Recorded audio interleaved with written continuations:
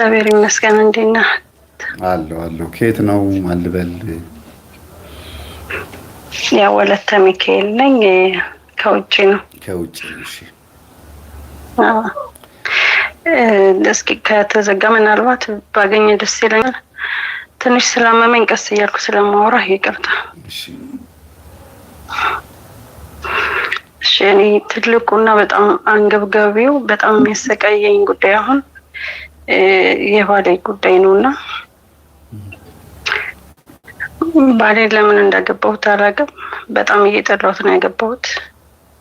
አሁንም እሱን በመጥላት ላይ በጣም እየተሰቃየው ነው። እሱም አይረዳኝም፣ ያውቃል ሁሉን ነገር። ገና ሳላገባው ሁሉ ነገር ያለውኝ ግን እንፋታ ስለው መፋታት አይፈልግም። እኔም ጨክኜ ሂጄ እሱ መፍታት አልቻልኩም።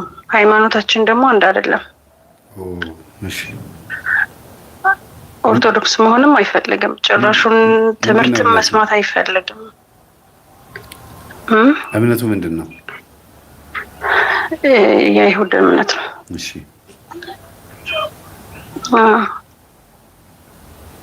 እና በጣም ስቃየው ነው። ጥያቄሽ አሁን አጠቃላይ ምን ላድርግ ነው አይደል? ምን ላድርገው? በጣም ተሰቃየው። እሱንም በመጥላት ራሱ ስቃይ ሆነብኝ። እንዳልጸልይ ሁሉ ሆንኩኝ። በቃ እኔ ክርስቲያን አይደለሁም ወይ እያልኩኝ በራሴ ላይ በቃ ስቃይ ነው የሆነብኝ። ሁሉ ነገር ዘጋግቶብኛል። በቃ አንድ 14 አመት 13 አመት። አዎ። እሺ። ወልዳችኋል? አዎ። ስንት? 2 ልጆች። 2 ልጆች። ከ2 ልጆች በኋላ ነው መፍታት ፈልገሽ የሞከርሽው? ሁልጊዜም ነው። እኔ እሱን አላገባሁትም፣ በልቤ አላገባሁትም። በቃ ገባኝ። አይ እዚህ ነገር እየገፋፋኝ ሄድኩኝ እንጂ። ቆይ እነግርሻለሁ። እሱን እነግርሻለሁ። ግን መለያየት የፈለግሽው ከ2 አመት በኋላ ነው? እኔ ከሰርጉ በኋላም ራሱ እኔ አልፈልግም ብዬው ነበር። ነው አይደለም? ሁልጊዜም እሱ ገብቶኛል። ከመጀመሪያውም አልወደውም ብለሽኛል። እያልኩ ያለሁት መጨረሻ ላይ ራሱ ለመውጣት ሞክሬ ነበር፣ ለመፍታት ሞክሬ ነበር ያልሽው ከወለዳችሁ 2 ልጆች ከወለዳችሁ በኋላ ነው ያረግሽው ይሄን ጥረት ወይስ ከዛ በፊት ነው እያልኩ ያለሁት? አሁንም ድረስ መፋታት ነው የምፈልገው፣ ግን የሆነ ጊዜ ላይ ከአመት በፊት ማለት ነው አሁን እሱን ለመፍታት ሳስብ ወደ እብደት ሁሉ ነው የሚሄደው። በጣም ያመኛል፣ ጭንቅላቴ በጣም ይጨነቃል። ምንም ነገር የጎደለብኝ የለም፣ ግን ጭንቀት ውስጥ እገባለሁ። በቃ ራሽን ሁሉ አጥፊ ነው የሚያሰኘኝ እና በጣም ጭንቀት ውስጥ ስለምገባ ተነስቼ በርሜል ቅዱስ ጊዮርጊስ ሄድኩኝ። ሁሉ ነገር ትቼው በቃ 2 አመት ምናምን ከዛ በላይ ራሱ ስራ አልሰራሁም። በቃ በጭንቀትና በተለያየ ሌላ ጉዳይ አለ ታመምኩ። በቃ ቤት ውስጥ ታሰርኩኝ። ጥሩ ስራ ነበር የምሰራው። በቃ ያንን ትቼ ቁጭ አልኩኝ። አሁን ከዛ ተነስቼ ሄድኩ። አዎ ከጸበሉ ደርሼ ከመጣሁ በኋላም እሱ መልዕክት መጥቶለት ነበርና አልቀበልም አለኝ። ከዛ ትንሽ ልፍተው የሚለውን ሳስብ እንደ እብድ የሚያደርገኝ ነገር ትቶኛል። አሁን ያጣሁትኝ አቅም በቃ ተነስቼ ሂጄ እሱን መፍታት በቃ ወስኜ ተነስቼ መፍታት ያቃተኝ እንጂ ያ በቃ ሳስበው ራሱ እንትን የሚለኝ ትቶኛል። የሚያመኝ በቃ ራሽን አጥፊ የሚያሰኘኝ ትቶኛል። ኦኬ። ስለዚህ አሁን አጠቃላይ እንዴት ላድርግ ነው አይደል? አዎ በቃ ላድርግ። መጸለይ ራሱ አልቻልኩም። ለምን በቃ ሰውን እየጠላሁ እንዴት ነው መጸለየው? እሱም በጣም ስለምጠላው ማለት ነው። ስለዚህ ምን ላድርግ ከሚለው መፍትሄ በፊት ይሄ ነገር ምን እንደሆነ መጀመሪያ እናውራ እስኪ። እና የተጋባችሁት ውጭ ሀገር ነው ወይስ ኢትዮጵያ እያላችሁ ነው? አይ ውጭ ነው። አጠቃላይ ኑሯችሁም ውጭ ነው ማለት ነው ከመጀመሪያውም ጀምሮ? አዎ። አንቺ በቤተሰቦችሽም ጭምር ኦርቶዶክስ ነሽ ወይስ በኋላ ነው ኦርቶዶክስ ሆንሽ? ኧረ እኔ ብቻ ነኝ። ይሄ ራሱ ትልቅ ፈተና ነው ለኔ። እኔ ብቻ ነኝ መምህር ኦርቶዶክስ። እንግዲህ ብዙ ጊዜ ሴት ልጅ ከማግባቷ በፊት የማትፈልገውን ወንድ እንድታገባ የምትገደደው በሁለት መንገድ ነው። አንደኛ በገንዘብ በችግር በእድሜ መግፋት ምክንያት ነው። ሁለተኛ በመስተፋቅር በግድ ታገባለች፣ ወይም ደግሞ በችግር ምክንያት በግድ ታገባለች። ከዛ በኋላ ግን መልኩ፣ እድሜው፣ ስራው ምንም ሳይታወቃት ዝም ብላ እንዲሁ ወደው ተጠምጥማበት የምታገባው ከሆነ እንዲሁ ደግሞ ልታገቡ ትችላለች ተብሎ ይታሰባል። ግን ከስንት አንድ ነው ፍቅር የሚሆነው እንጂ አብዛኛው ጊዜ መስተፋቅር ነው የሚሆነው። ፍቅርና መስተፋቅርን መለየት አለባችሁ። ፍቅር የሚሆነው በመላመድ ሲሆን ነው። ብዙ ጊዜ በእድሜው ገፋ ያለ ሰው ወንድ ከሆነ ያገባችው አብራው የምትሰራ አብራው የምትውል የምታዝንለት በጣም ትሁት መንፈሳዊ ሰው ከሆነ እድሜዋ 20 ዓመትም 30 ዓመት የሚሆን እድሜው የገፋ 50 ዓመት ከሆነ አንዳንድ ሴቶች በጣም አስተዋዮች ናቸው። ምንም ማለት አይደለም ብለው ያገባሉ። በቃ ሰውየውን ትህትናውን አይተው ህይወቱን አይተው ይገባሉ። ይሄም በጣም አሪፍ የሆነ እንትን ነው። ግን ያም ሆኖ ደግሞ በመስተፋቅርም ደግሞ እንደዛ የሚያደርጓሉ። ሽማግሌ ሆነው እድሜያቸው ገፍቶ ወጣት ሴት ማግባት የሚፈልጉ ሰዎች አይተው መርጠው መስተፋቅር የሚያስነኩና የሚያገቡም ደግሞ አሉ። አሁን የትኛው ነው የሚታወቀው? እውነቱ በጸሎቱ ነው የሚታወቀው፣ በስግደት የሚታወቀው። ማነህ እኔ ውስጥ ያለው? እንዴት እንደዚህ አይነት ህይወት ውስጥ ገባሁኝ? ለምንድን ነው ይሄ ነገር ወደ እኔ ህይወት የመጣው ብሎ በመጠየቅ የሚታወቅ የሚለይ ነው። ጸበል በመግባትና በመስገድ የሚመጣ ነገር ነው። እህታችን ግን ከማግባቷ በፊትም ትጠላው ነበረ። በቤተሰብ ግፊት ነው ግን እንደዚህ ሆንሽ ወይስ በምንድን ነው ታዲያ ሳትፈልጊው ያገባሽው? ኧረ ማንም ያስገደደኝ የለም፣ ግን የሆነ ስሜት ያስገድደኛል። በቃ ማስቆም አልቻልኩም። ሰርጉን ማስቆም አልቻልኩም። በጣም ነው የምጠላው። ከሱ ጋር ሁኜ ራሴን ሳገኘው በጣም ነው የምጠላው። ራሴን በቃ አልወደውም። በጣም ነው የሚያስጠላኝ። በጣም ጥሩ። አሁን እሱን እኔ ራሴን ሁሉ ጠላዋለሁ። በቃ ጥሩ። እዚህ ጋር ደግሞ ሁለት ነገር አለ። አንደኛ አሁን ወደ እህታችን የምታወራው ሞር በዚህ ወደ መስተፋቅር ያደላል። መስተፋቅር ወደሚለው ይሄ ሰው አያት፣ ወደዳት፣ እምነቷ ቆይ ይቅርታና ስታገቢው እምነትሽ ኦርቶዶክስ ነበር? ያው እሱ ሁሉ ሃይማኖቴን ቀይራለሁ ላንቺ ስል ብሎ ሄዶ ቄደር ተጠምቀን ንስሐ አባት በስነ ስርዓት ይዘን ነው የገባው። ከዛ በኋላ ግን አልፈልግም ማለት እስኪያገባሽ ድረስ የምትፈልጊውን ሀሳብ አስፈጽምና ከዛ በኋላ ካገባሽ በኋላ ግን ዞር በይ ከዚህ አለ ማለት ነው በሃይማኖት ጉዳይ። ስለዚህ ይሄ ሰው አንቺ ወዶሻል፣ አፍቅሮሻል፣ ወደ እምነቱ ብትመጪለት ደስ ይለዋል። ግን አንቺን ተመሳስሎ መጥቶ ሃይማኖትሽን መስሎ መጥቶ ያገባሽ በመስተፋቅር ቢሆንም ወዶሽም ቢሆንም ዞሮ ዞሮ አንቺ የሱ የዝሙት መንፈስ ተጠቂም ልትሆኚ ትቻለሽ፣ የቡዳ መንፈስም ተጠቂ ልትሆኚ ትቻለሽ፣ የመስተፋቅር መንፈስም ተጠቂ ልትሆኚ ትቻለሽ። ከሶስቱ አንዱ ነው የሚሆነው። የዝሙት መንፈስ ከሆነ ካየሽ ጊዜ ጀምሮ የዝሙት መንፈስ የዝሙት መንፈስ የሱን ሐሳብ ለማስተናገድ አንቺን ወደሱ ይስብለታል። የቡዳው መንፈስ ከሆነ ደግሞ በቀጥታ በቡዳ የተበላች ሴት በተለይ ያ ሰው የሚፈልገውን ሐሳብ ሊያስተናግድ የሚችል መንፈስ ከሆነ አንቺ ውስጥ የመጣው ምንም ነገር ሳታረጊ ቀጥታ የሚፈልገውን ሐሳብ ነው የምታስተናግጅለት። በዝሙትም ይሁን በሌላም ነገር ሊሆን ይችላል፣ በገንዘብም በስልብናም። ወደዚህ ወደ መስተፋቅሩ ስንመጣ ግን መስተፋቅር ሰርጉ ላይም ላይም ሁሉ ነገር ላይም እሺ እያልሽ እየሄድሽ ነው። ዝም ብለሽ እንደ ባሪያ እንደተቆፈረ ጉድጓድ ነው የምትፈቅጂ ሁሉ ነገርሽን። በቃ በድን ነው የምትሆኚው ማለት ነው። ማስቆም አልቻልኩም። ውስጥሽ ይጠላዋል፣ አልፈልግም እላለሁ፣ ግን ማስቆም አልችልም። ደመነፍስሽ ለሰውየው ተገዥ ነው። ልቦናሽ ግን መቀበል አይችልም ይሄን ነገር። ስለዚህ ደመነፍስሽ አይሏል። የዚህ ሰውዬ ማንነት በአንቺ ላይ ተጽዕኖ ፈጥሯል ነው። ሌላው ግን አይነ ጥላ የሚባለው ደግሞ እንዲሁ አንቺ ላይ ያለውን አይነ ጥላ ነው። የአይነ ጥላ አስተዳደግሽን ደግሞ ያሳያል። አስተዳደግሽን አሁን አሞሻል። በእርግጥ እስቲ ምንድን ያመመሽ ብዬ አልጠየኩሽም፣ ግን ልቀጥልና ትነግሪኛለሽ።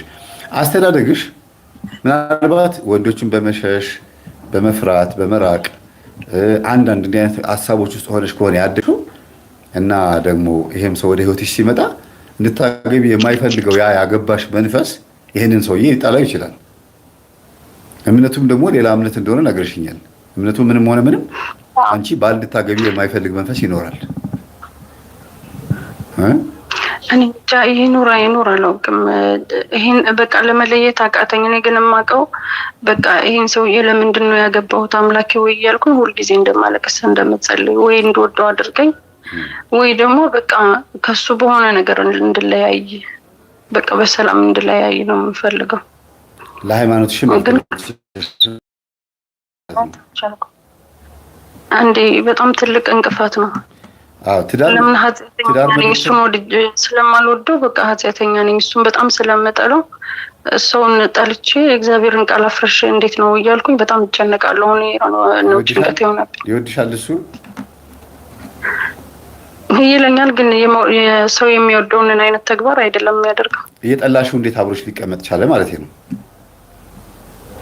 እሱ የለበትም በቃ እኔ ብቻ ብሬውል ነው፣ ግን እኔ ብቻ እንፋታ ልበለው በቃ እንፋታ ስለሆነ እንትን የሚለው የሚከፋው አይፈልግም፣ መስማት አይፈልግም እንፋታ የሚለው።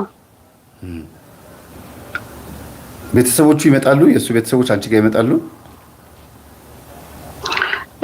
ይመጡ ነበር፣ አሁን ግን አይመጡም፣ ብዙ ጊዜያቸው ነው።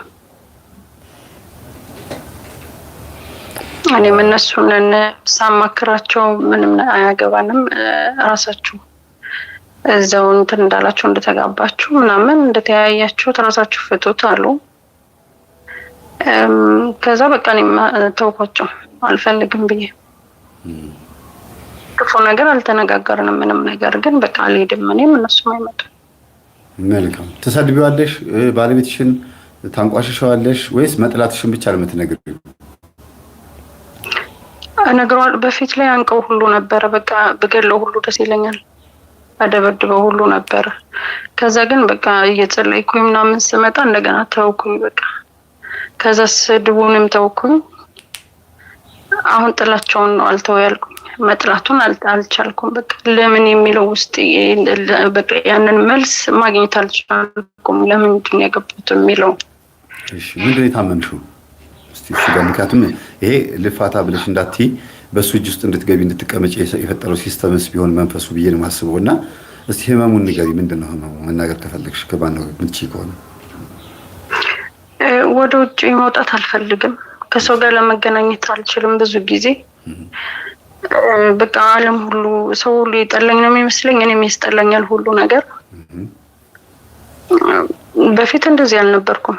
ከሰው ጋር በጣም ግባባለሁ፣ ብዙ ነገር በቃ ሰው ይወደኛል፣ እኔም ሰው እወዳለሁ ምናምን። ግን እሱን ጋር ገባሁት በኋላ ጠቅላላ በአጠገቤ ያሉት ሰዎች ሁሉ በአንድ ጠፉ፣ በቃ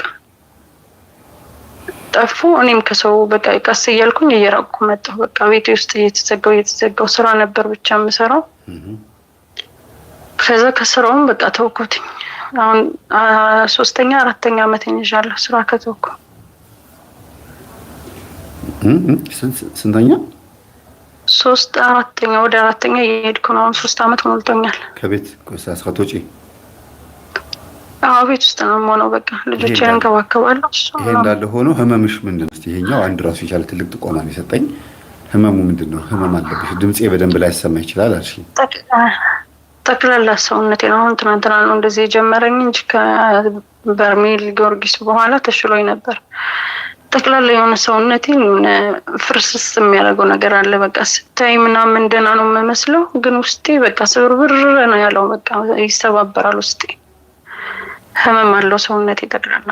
አሁን ይኸውልሽ እዚህ ጋር ምንም እንኳን የልጆችሽ አባት ቢሆንም 14 ዓመት አብራችሁ ብትቀመጡም በእንቅርት ላይ ጆሮ ደግፍ ቢሆንብሽም ማለት በምትጠዩ ሰው ስለምትጠዩ ሰው መጥፎ ነገር ብናገርም ግን እውነታውን ነገር ነው። እንዲህ አይነቱን ሰው እግዚአብሔር ለውጦት አንቺ እንድትወጂው እንድታፈቅሪው ማድረግ ይችላል። በትክክል እኮ ይሄ ሰው አንቺን መስተፋቀር አስነክቶ በቃ በጣም እጠላሃለሁ እያለችኝ ነውና ስለዚህ እንድትወደኝ አድርግ ብሎ ማድረግ ይችል ነበረ።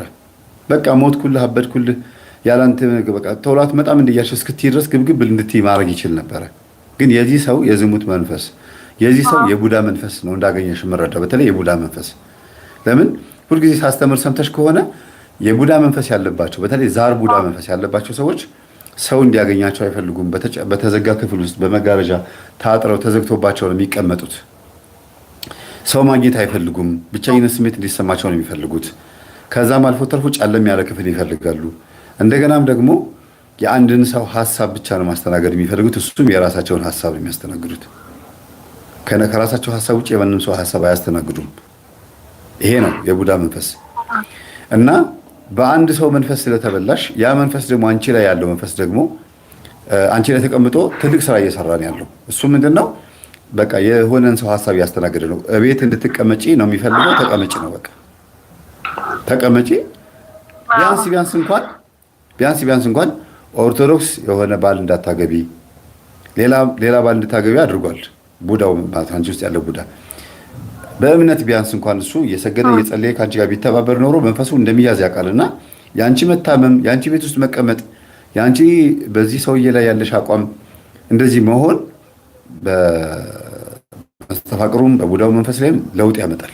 እንዴት ብትይኝ አሁን ልጆችሽ ከአንቺ ነው የተገኙት። የልጆችሽ መንፈስ ራሱ ከአንቺ ነው የሚወርሱት ማለት ነው። ልክ እንደ አንቺ ሆነው ሊያድጉ ይችላሉ። ባለቤትሽም ደግሞ አንቺ ከስራ ሲገባ ማየት ይፈልጋል። የልጆቹ እናት ነሽ። ሊያጣሽ አይፈልግም። ከ13 ዓመት በኋላ ፈታ መባል አይፈልግም። ስለዚህ በቻለው አቅም ጥሩ ነው ብሎ በሚያስበው አቅም በመስተፋቅርም ሊሆን ይችላል፣ በድግምትም፣ በሌሎችም፣ በሟርትም በምንም እያደረገ እንድትቀመጪ ሊያደርግ ይችላል። ይሄንን ሲያደርግ ግን ቢያንስ እንኳን ፈታኝ አትሂድ ብሎ የሚያደርገው ነገር ነው አሁን ጉልበት አግኝቶ የተቀመጠው እንጂ ይኸውልሽ፣ እየሰማሽኝ ነው? አዎ እየሰማሁ ነው። ለምን እንደሆነ አላውቅም። አዎ እየሰገድሽ እየጸለይሽ በርሜል ጊዮርጊስ እየተጠመቅሽ ነው ያለሽው። የእኛን ትምህርት እያዳመጥሽ ነው ያለሽው። ይሄን ስቴፕ እንድትሄጂ የፈቀደው እግዚአብሔር ነው። ይሄን መከላከል አይችልም፣ ግን በተወሰነ መልኩ ጉልበቱን አድክመሽዋል። ለምሳሌ በኃይለኛው ትሳደቢ ነበር፣ ትማች ነበረ፣ ትደበድቢው ነበር ያልሽው ነገር አሁን አቆሚያለሁ አልሽ። የባህሪ ለውጥ ማምጣት ነው። ይሄ ራሱ ተጽዕኖ መፍጠር ነው። ልክ እሱ ጋር ያለው የመስተፋቅር መንፈስ ደግሞ ወይም እሱ ጋር ያለው የዝሙት መንፈስ፣ እሱ ጋር ያለው የቡዳ መንፈስ ደግሞ አንቺ ጋር መጥቶ ተጽዕኖ እንዳይፈጥር አሁን ወደ መፍትሄው ለመምጣት ትልቅ ሀሳብ ውስጥ ነሽ ያለሽው። ፈትቼው ልውጣ ወይስ ሰውየው ይቀየር ነው ማሰብ ያለብሽ እንጂ ልፍታው የሚለው ላይ ትኩረት አታርጊ። እግዚአብሔር ሆይ ይሄን ሰውዬ ቀይር ታሪክ መምህር እንደው አይበለው እንጂ 5-6 ሰው እኮ ይቀብራል። እኔም ባያለቀስኩት ማርያምን በትዳሬ ብቻ በቃ እኔ መብርሃን ቅርቤ ናት። ያልተሳልኩትን ጠይቀኝ። ጥሩ እኮ ነው። በዚህ ግን ያንቺ ካላንደር ነው አሁን የቸኮለው። አሁን ከ14 ዓመት 13 ዓመት በጣም ረጅም ጊዜ ነው በሰው አቆጣጠር ስታየው። እኔም ራሴ ደንግጫለሁ። በእንባ መሆን አላውቅም እንጂ ግን እግዚአብሔር መቼ እንደሚቀይረው ባለቤትሽን አታውቂም። ምናልባት አፋታኝ አለያይን ከዚህ ሰው ጋር ብለሽው የማይሆን ሰው ከሆነ ይሄ ሰው ጥለሽ ትወጪ ነበረ። እየሰገድሽም መስተፋቅር አንቺ ላይ ላይሰራ ይችላል። እየጸለይሽም በትክክል እኛ የምናስተምረው ትምህርት እየሰማሽ መቼም ሰይጣን ልኮብሽ አርፎ አይቀመጥም፣ ይጋለጣል፣ መጮህ አይቀርም። ስለዚህ እንደ ጥሩ አጋጣሚ ተጠቀሚበት። ይሄ ቤት ውስጥ መዘጋቱን መቀመጡን መስገድሽን አንድ ሰውዬ እንደዚያ ነገር አጋጥሞታል። መስተፋቅር አድርጎባት ጎረቤት ጥልጥሉ እያለ ስታስቸግረው መስተፋቅር አደረገባትና የቤት እንድትቀመጥ አደረጋት። የቤት አይጥ አደረጋትና በሐሜት ስታስቸግረው ማለት ነው። ከዛ ቤት ውስጥ ስትሆን እኛን ትምህርት ስታዳምጥ ደግሞ መስገድ ጀመረች። በኋላ ምን አስደገመባት? ስራ እንድታገኝ ከቤት እንድትወጣ ውጭ ውላ እንድትገባ። አየሽ፣ በተቃራኒ ያደረገው ማለት ነው። ስለዚህ ሰው ነፍስ ለመጫወት ከባድ ነው። አዎ ሰው በጣም ከባድ ነው። ስለዚህ በተቻለሽ መጠን የቤት ውስጥ መሆንሽን እንደ ጥሩ አጋጣሚ ተጠቀሚበትና ማነህ ቤት ያስቀመጥከኝ? እውነት የቡዳ መንፈስ ከሆንክ አሁን ትያዛለህ። በስላሴ ስም ታሰር። ከባለቤት የመጣ የቡዳ መንፈስ አለ ሆይ? በቃ መቀጥቀጥ ነው፣ መስገድ ነው። አንድ ቀን ይጋለጣል። ስለት መሳሉም እንዳለ ሆኖ መቀበሉ ግን እንትን አለለም አቋርጣለሁኝ። ከሱ ጋር ያለኝ ነገር ጥሩ ስላልሆነ እግዚአብሔር በቃ ጸሎቴንም እንባዬንም የማይቀበለኝ እሱን እየጠላሁት ስለምጸልይ ነው ብዬ ስለማስብ መልሼ ደግሞ ተወዋለሁ። አሁን ለምን እንደሆነ አስቢ። ለምሳሌ ሃይማኖቱ ሌላ ስለሆነ ሊሆን ይችላል።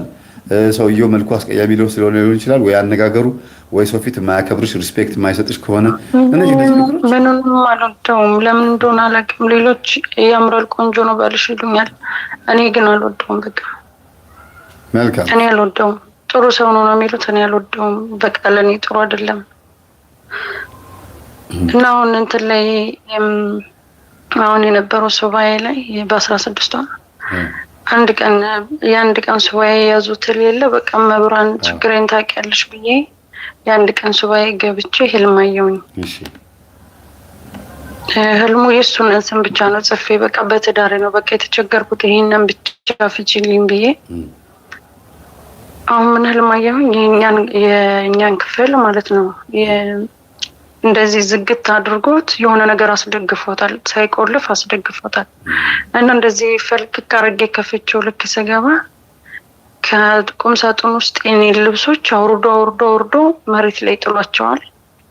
እሱ ደግሞ አልጋ ላይ ደረቱና ጭንቅላቱ አልጋ ላይ ተጣብቆ ለመነሳት ይፈራገጣል፣ ግን መነሳት አይችልም። በጣም ይጨነቃል።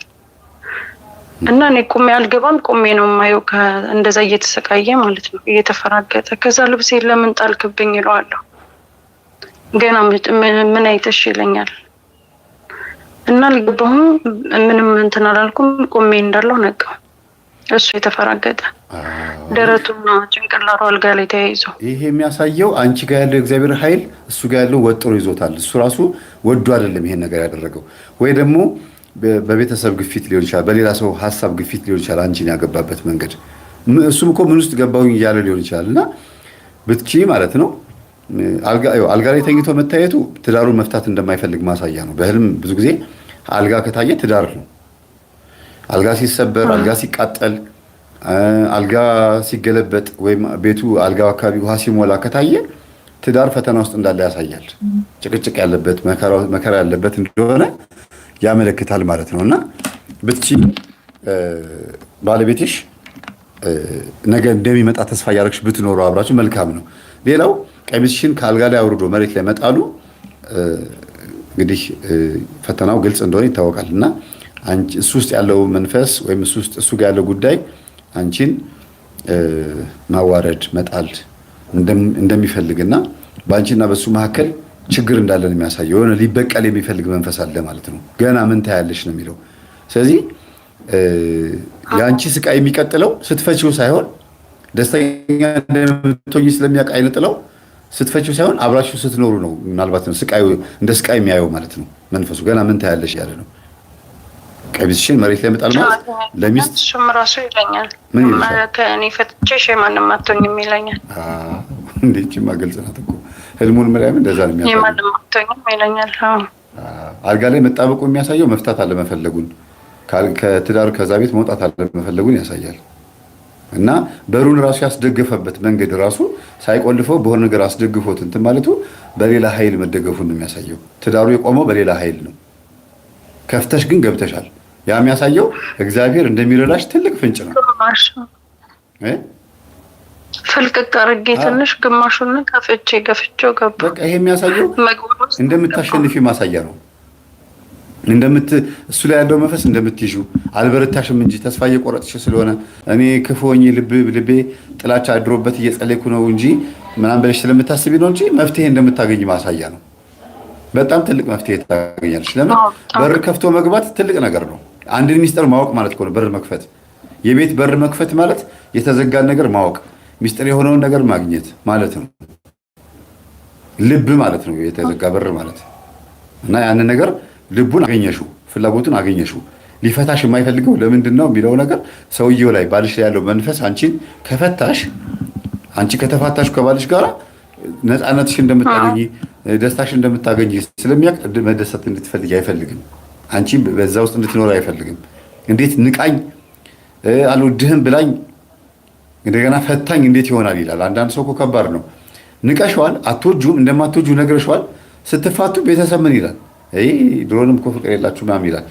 ስለዚህ እንደምትወጁ ለማሳየት ቤተሰቦችም አንቺ ወደሽው አብረሽ እየኖርሽ ለማሳየት አንቺን በግድ እንድትወጁ ሊያደርግሽ ይችላል ማለት ነው። ያ ማሳያ ነው። ማሳያ የገባኝ በቃ መስተፋቀር ቢሆን እኔ ወደው ነበር እላለሁ፣ ግን አልወደውም በቃ። አይ በቀል እና አንዳንዴ ደግሞ የምፈራው ነው እሱን ብፈታው ራሱ በቃ ይገለኛል የሚለውን ነው። እዚህ ሀገር ደግሞ ይገላሉ።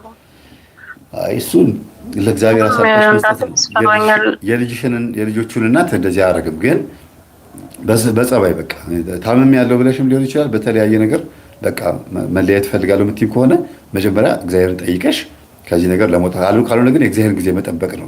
ሊቀይረውም ይችላል ይህን ሰው። ግን እንደ ህልሙ ፍቺ ከሆነ በቃ ልሞት እየመሰለኝ ነው አሁን። በቃ አለ አይደል በቃ ነፍሴ ተጨንቃ በጭንቀት ራሱ በቃ ነፍሴ የምትወጣ አይነት ስሜት ነው የሚሰማኝ። እንደ ህልሙ በቃ ከዚህ ስቃይ በቃኝ ብላ የምትወጣ አይነት ስሜት ነው የሚሰማኝ አሁን ላይ። እንደ ህልሙ ፍቺ ከሆነ ግን ትዳራችሁ የቆመው በሆነ አንድ ጉዳይ ነው፣ በሆነ መንፈስ ነው። ከዛም ደግሞ ቀሚስሽን መሬት ላይ ከጣለው ልብሶች ነው ቀሚስም አይደለም የኔን ልብሶች ተገርሟል። ያ ማለት ስም ነው። ልብስ በህልም ምንድነው? ስም ነው፣ ክብር ነው፣ ማዕረግ ነው። ልብስ ሲቀደድ ከታየ ስም ይጠፋል ማለት ነው ይባላል በህልም። ስለዚህ ልብስሽን መሬት ላይ ከጣለው እሱም በሱ ልብ ውስጥ ግን በቃ ከፈታሽ ስለሚዋረድ ከፈታሽ ሚስቱ ፈታ ትታው ሄደች የቤታችንን ስሜት ስለሚሰማው አንቺን አስሮ ያስቀመጠበት የሆነ መንገድ ይኖራል። ለዚህ ነው አልጋ ተጣብቆ በደረቱና በጭንቅላቱ ተጣብቆ አየሁት ያልሽኝ። ያ ነው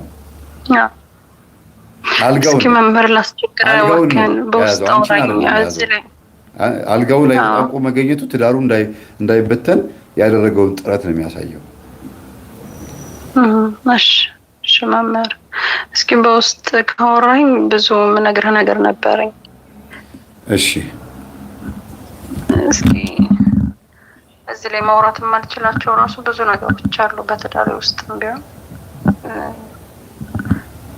ያንን ሁሉ ከሃይማኖትም ጋር ብዙ የሚጋጭ ነገር ስላለ ብቻዬን ለመወሰን በጣም ስለተቸገርኩ ነው። መልካም። ብቻሽን መወሰን የሚከብድሽ ነገር ሌላ ነገር እንደሚኖር ተስፋ አደርጋለሁ። ምክንያቱም ይሄ ብቻ አይደለም። በጣም ብዙ ነገር አለ። ግን እንትን አትበይ፣ አትፍሪ። ሃይማኖት ልዩነት ሊፈጥር የሚችለው የሰውን ሃይማኖት ካልሰደብን ድረስ ነው።